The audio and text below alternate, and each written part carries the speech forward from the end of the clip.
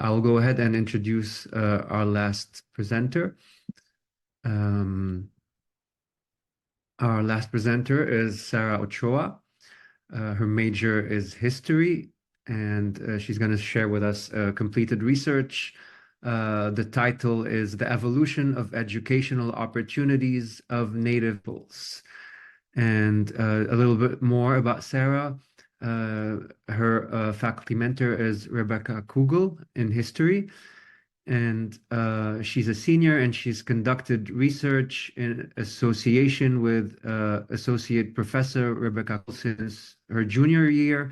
She's a member of the University Honors and Tau Sigma National Honor Society, and she is planning to attend graduate school at the University of Oklahoma in 2026. Sarah, it's all yours. Thank you very much. Give me just a second to share my screen here. All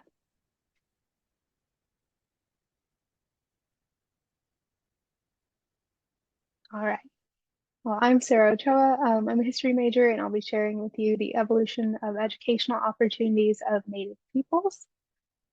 Before you can understand the evolution of educational opportunities for Native peoples, it's important to understand what education looked like for Native people prior to European contact. Education for Native communities varied drastically between community to community. Native peoples living on the coast are going to learn different things than Native peoples living on the plains or in the mountains, because Native education tends to focus around survival skills and also how they view the world around them. Despite these variances, there are general lessons, general caveats to Native education that span across their communities. And one of them is the belief that the education of youth is the responsibility of the entire Native community and not just the responsibility of Native parents. This is a very unique viewpoint because most European communities will leave it up to parents to educate their children, but Native people believed it was the responsibility of the entire community. And in educating their youth, they believed that the main goals was to produce mature and knowledgeable members of their societies with a mastery of specific skills.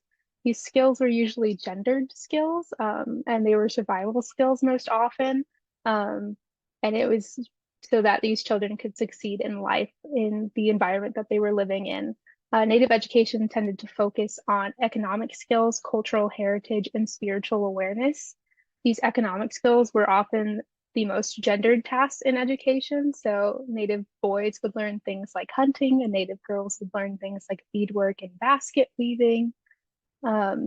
Storytelling was a huge part of cultural education. Cultural education often came from lived experience and lessons you learned as you grew up, but storytelling and oral traditions from elders of the community was huge in reinforcing this education for Native children. And without these oral traditions, without storytelling, it is likely that none of the morals of the community would have stuck with Native children.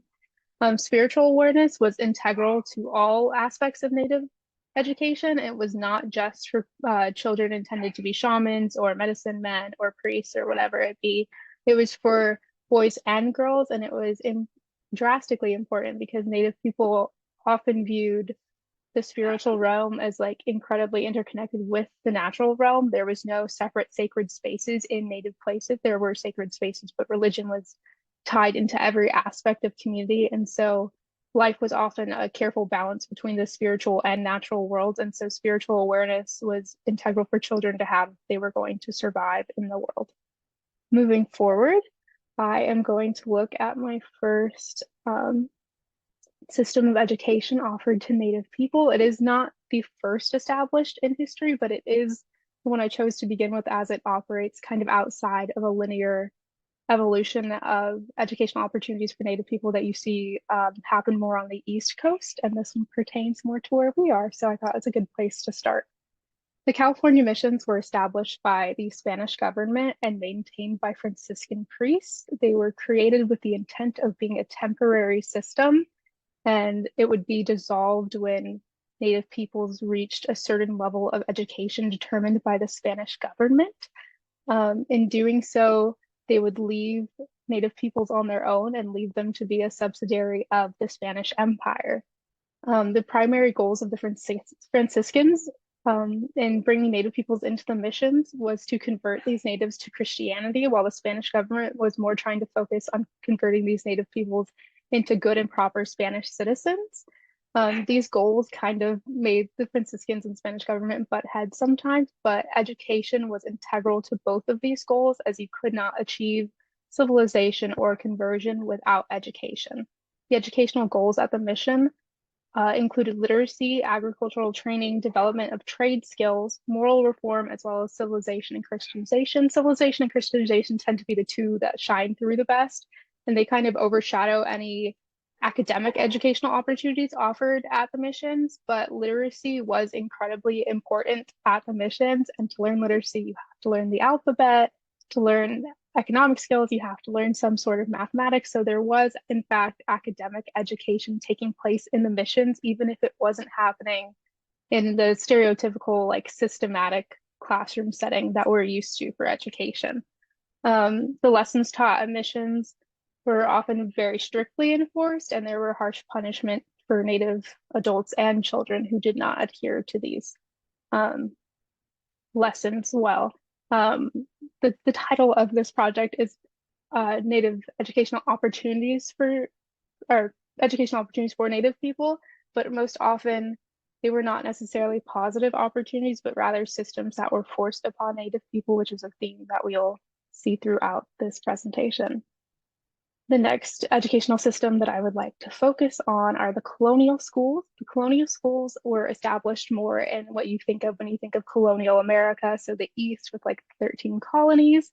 They were established a little before the establishment of missions, and they would carry on through the end of the missions. And so I find it's a better place to place them after the missions because the system lasts longer than the mission system did. The colonial schooling efforts for Native people were characterized as a process for cultural exchange within European cultures. In this exchange, it was meant for European cultures to dominate Indigenous cultures, and Indigenous cultures were supposed to kind of disappear into the background, and Native people were to be integrated into European and colonial societies. And once they had done so, they were expected to operate and effectively become European American colonial peoples. They were no longer to be Native peoples.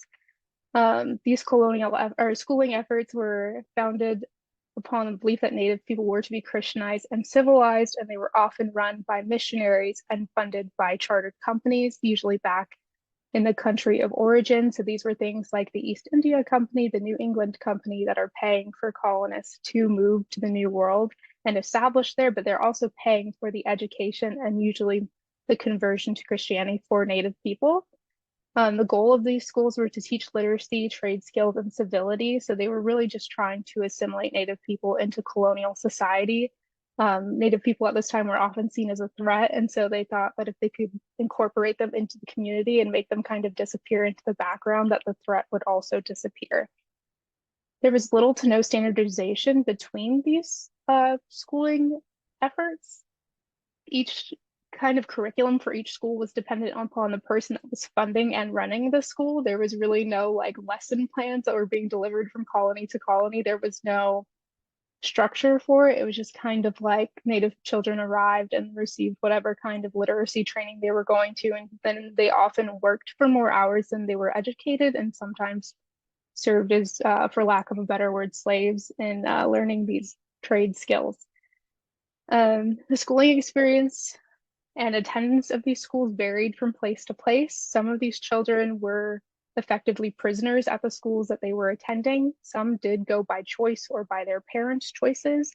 In that circumstance, more often than not, the children that attended by choice were forced by economic necessity. This usually meant that the community or their families were unable to support them, and they saw these colonial schooling efforts as a place that would provide them either with better opportunities or at very least with enough food to survive. Moving forward, we see the emergence of the boarding school system after about a century of the United States becoming a country. Up until then, the colonial schooling system had kind of been what was being used to try and continue to assimilate Native people into the community.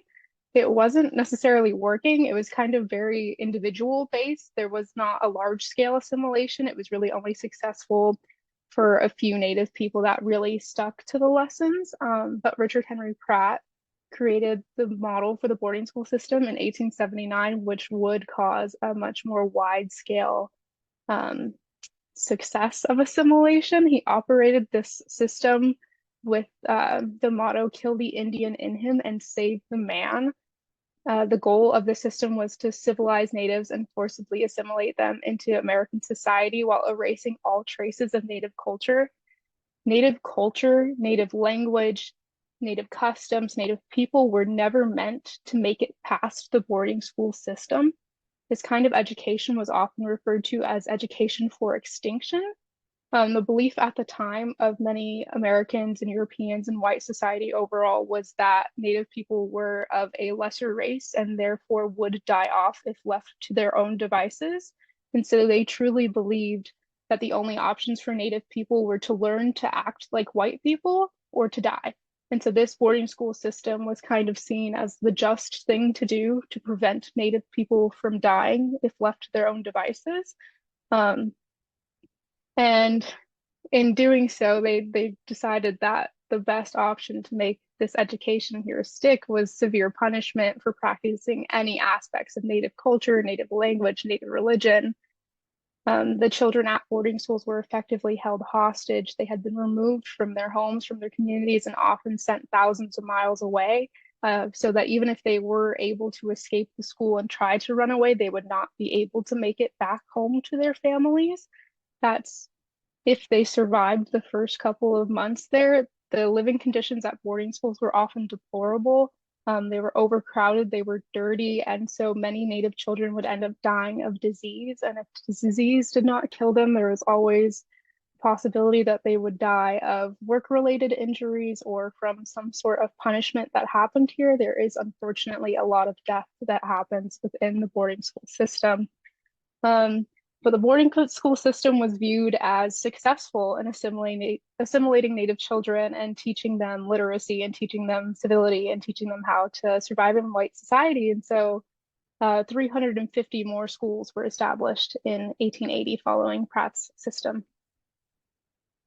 So in conducting this research, I had initially thought that I would find that there was an evolution of the schooling systems that were provided to Native people or instilled upon them for that they were forced into, but really I found that there was not much evolution at all. The format for Native schooling changed often over time and usually based on the colonial power that was trying to do the schooling. Was it Spain? Was it England? Was it America? What language were they trying to be forced to speak? What culture were they being assimilated into? And yet the curricula standards, the goals of Native education were stagnant. From the beginning of the 17th century until the mid 20th century, the overall goals of Native education was assimilation, civilization, and Christianization. Christianization kind of disappeared into the subtext of Native education over time, but it is still prevalent in attempts at educating Native peoples. This lack of change in the goals of Native education is somewhat representative of public opinion of Native peoples. It kind of shows that harmful stereotypes of Native peoples have affected their treatment over time. This idea that Native people are primitive or barbaric. I'm so sorry, my dogs are barking and I'm laughing about it. I'm so sorry. The idea that Native people are primitive or barbaric kind of affects the way that they have been treated and the way that people go about educating them. And this is kind of still a problem. Often Native people are seen as a people of the past, and they are not treated like a living community. And these are all holdovers of ethnocentrically constructed schooling systems that still are in place today in some circumstances. Native people struggle to see themselves in academia, both in higher level learning, but also in the curricula that they find in lower level schools. Their histories are often either watered down, avoided entirely, or misconstrued. And so they are still struggling to find a place where they can receive proper education for themselves that pertain to their own daily lives. And that is all that I have for you.